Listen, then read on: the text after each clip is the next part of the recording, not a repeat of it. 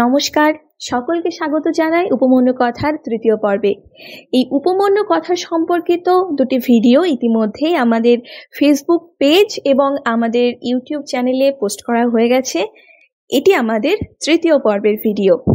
পূর্বের ভিডিওতেই তোমরা এই উপমন্যু কথা সম্পর্কে বিস্তারিত তথ্য পেয়ে গেছো। আজকে আমরা তার পরবর্তী অংশ পড়ব। প্রথম এবং দ্বিতীয় পর্বের ভিডিওতে আমরা পড়েছি যে উপমন্যুকে তার গুরু আদেশ দেন গরু রক্ষণাবেক্ষণ করার জন্য। গুরুর আদেশ মেনে উপমন্যু গরু রক্ষণাবেক্ষণ করতে যায়, কিন্তু উপমন্যু তার জীবিকা নির্বাহ কিভাবে করবে? প্রথমে উপমন্যু ভিক্ষাবৃত্তির মাধ্যমে জীবিকা নির্বাহ করছিল, কিন্তু গুরুদেব তাকে বলেন যে ভিক্ষাজাত দ্রব্য গুরুদেবকে আগে অর্পণ না করে সে গ্রহণ করতে পারবে না।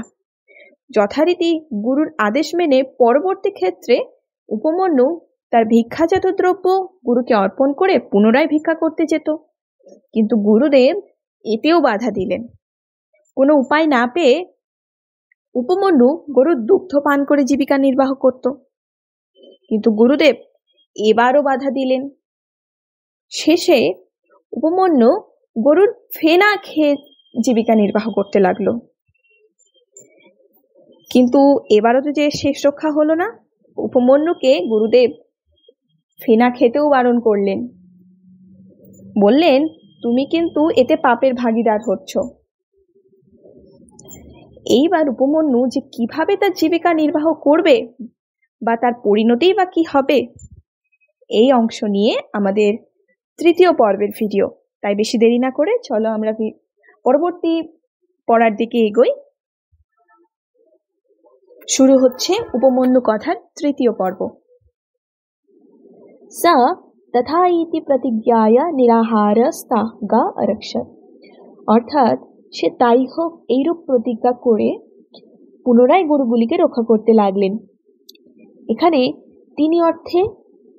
তিনি অর্থে উপমন্যু, নিরাহার অর্থাৎ অনাহারে, তথা প্রতিষিধ্যা ভৈক্ষ্যম না অশ্নাতি অর্থাৎ সে ভিক্ষা করতেও যেত না, না চ ন্যাচরতি আবার দ্বিতীয়বারের জন্য ভিক্ষা করত না, পয়াদাপিবতি অর্থাৎ সে দুগ্ধও পান করত না, ফেনাম না উপযুক্তে সে ফেনাও পান করত না, স কদাচিৎ অরণ্যে সুধার্তঃ अर्कपत्राणि अभक्षत। কোনো একদিন অরণ্যে ক্ষুধার্ত অবস্থায় তিনি আকন্দ পাতা খেয়ে ফেলেন। এর পরিণতি কি হয়? তিনি যে আকন্দ পাতা খান, এর পরিণতি কি হয় পরের বাক্যে বলছে, স তৈ अर्कपत्रै भक्षितै क्षारकटु उष्ण विपाकाभिः चक्षुषी उपहत अंध अभवत। অর্থাৎ সেই নোনতা তীব্র তেতো আকন্দ পাতাগুলি খাওয়ায় তা পরিপাকের ফলে কি হয়? চোখে পীড়া জন্মায়। অর্থাৎ কি বলতে চাইছে? বলছে যে নোনতা এবং তীব্র তেতো আকন্দ পাতাগুলি খাওয়ার কারণে কি হয়ে যায়? তার চোখে সমস্যার সৃষ্টি হয়। তারপরে বলছে সা অন্ধাপি চক্রম্যমান কূপে অপদত। অর্থাৎ তিনি অন্ধ অবস্থায় ঘুরতে ঘুরতে কুয়োর মধ্যে পড়ে যান। এই যে পূর্বে তিনি আকন্দ পাতা খেয়েছিলেন, এর জন্য চোখে সমস্যা হয়। এই সমস্যার কারণে তিনি অন্ধ হয়ে যান এবং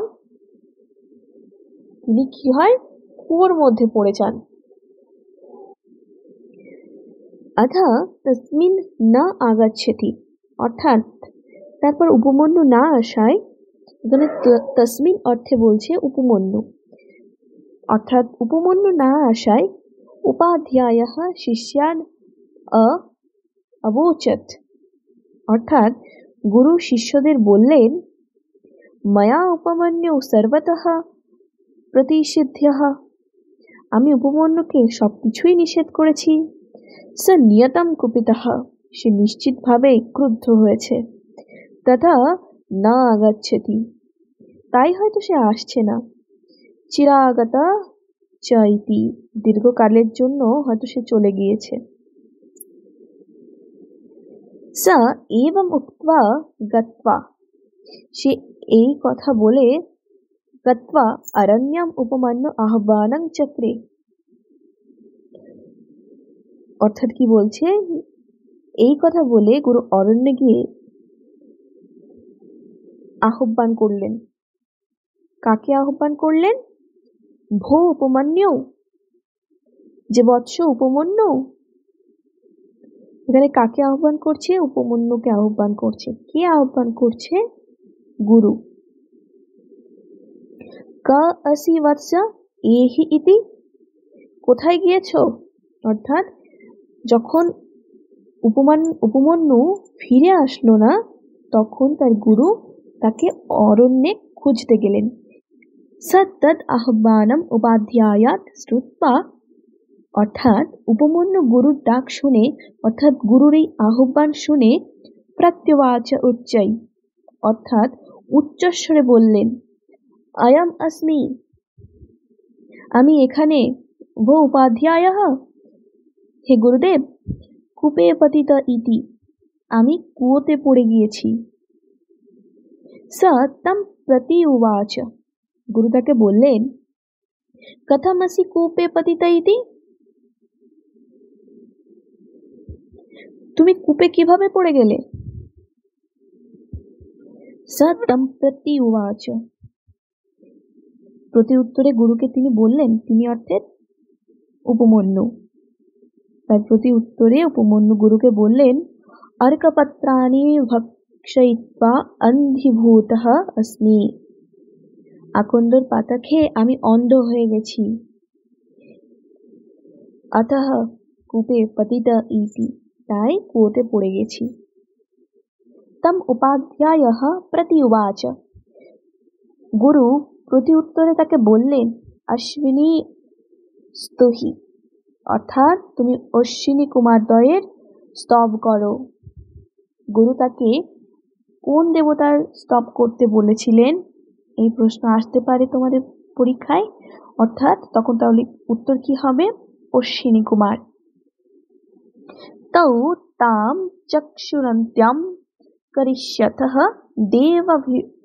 দেবাভিষজৌ ইতি, তারা তোমাকে দৈব ভেষজের দ্বারা দৃষ্টিশক্তি সম্পন্ন করবেন।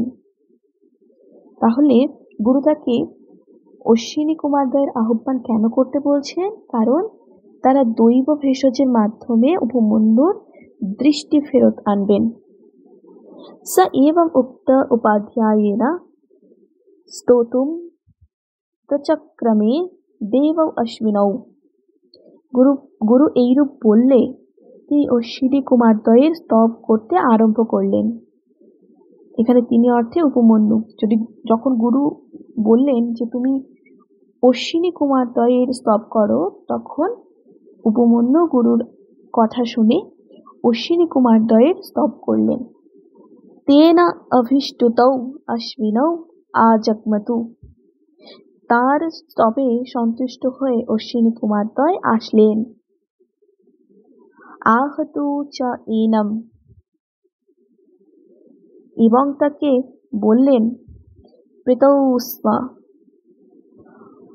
আমরা প্রসন্ন হয়েছি। এর সাথে অপূপঃ, এই নাও তোমার পিষ্টক। অশান এনম ইতি, এটি গ্রহণ করো। কে বললেন? অশ্বিনী কুমারদ্বয়। কাকে বললেন? উপমন্যুকে। তাহলে উপমন্যু কথা নামক পাঠ্যাংশটির তৃতীয় পর্বের ভিডিও এখানেই সমাপ্ত হচ্ছে।